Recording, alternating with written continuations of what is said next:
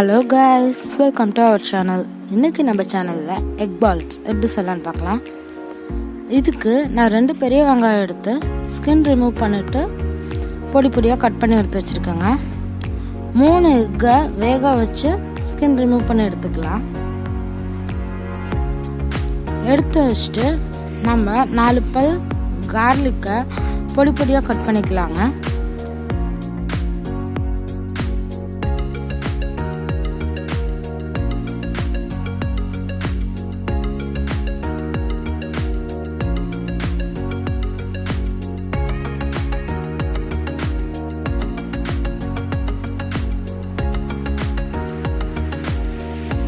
Green chilli அதை பொடி பொடியாக எடுத்து கட் பண்ணி வச்சுருக்காங்க. இப்போது நம்ம வேக வச்சு எடுத்து வச்சுருக்க அந்த எக்கை இதில் நம்ம சொரங்கிக்கலாம். உங்களுக்கு இல்லை சின்ன சின்னதாக கட் பண்ணி போடணும்னு நினச்சவங்களாலும் கட் பண்ணிக்கலாம். நான் சொரங்கி எடுத்துருக்கேன். இதெல்லாம் சொரங்கினதுக்கப்புறமா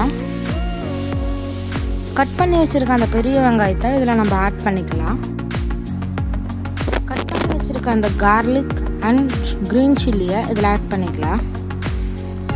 ஆட் பண்ணிவிட்டு கொஞ்சமாக கொரியாண்டர் லீஃப் அப்புறம் கொஞ்சம் கரி லீஃப் ஆட் பண்ணிக்கலாம்.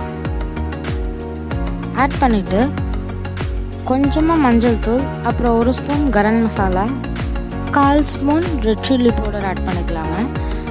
ஆட் பண்ணிவிட்டு இந்த பால்ஸ்க்கு ஏற்ற அளவு சால்ட் ஆட் பண்ணிக்கோங்க.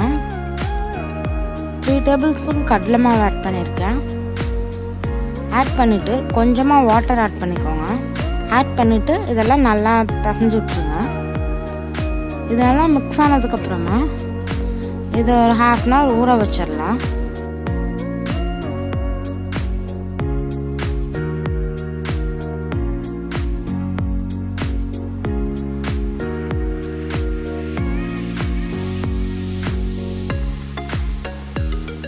அது 1/2 அன் ஹவர் ஊறட்டுங்க. நம்ம அதுக்குள்ளே ஒரு பவுலில் பிரெட் க்ரம்ஸ் எடுத்து வச்சுக்கலாம். இன்னொரு பவுல் எடுத்துக்கோங்க. அதில் 2 டேபிள் ஸ்பூன் கார்ன்ஃப்ளவர் ஆட் பண்ணிவிட்டு வாட்டர் ஆட் பண்ணி அதை நல்லா கலந்து விட்டுக்கோங்க. கலந்து விட்டுட்டு இந்த 1/2 அன் ஹவர் கழித்து ஊறி இருக்கும் இல்லைங்க, இந்த மசாலா நம்ம தேவையான அளவில் பால் பண்ணி எடுத்துக்கலாம். ரொம்ப பெருசாக வேணாங்க, அப்புறம் உள்ளே வேகாது. நான் அளவான சைஸில் எடுத்துருக்கேன்.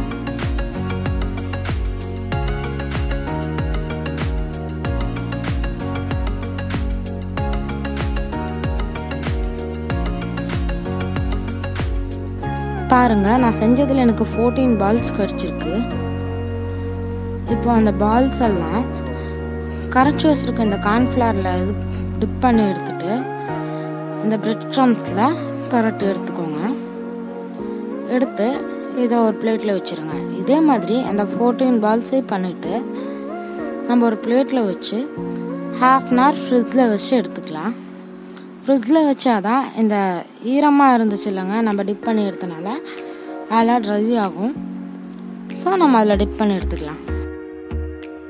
ஒரு பேனில் காஞ்சதுக்கப்புறமா ஆயில் ஆட் பண்ணிக்கோங்க. ஆயில் நல்லா ஹீட் ஆனதுக்கப்புறம் நம்ம பால் பண்ணி வச்சுருக்கிறத ஃப்ரிட்ஜ்லேருந்து எடுத்து போட்டு பொரிச்சு எடுத்துக்கலாங்க. முதல்ல ஃப்ரண்ட்டில் வேகட்டும், அதுக்கப்புறமா நம்ம பேக் சைட் திருப்பி ஃபுல்லாக பொரிச்சு எடுத்துக்கலாம்.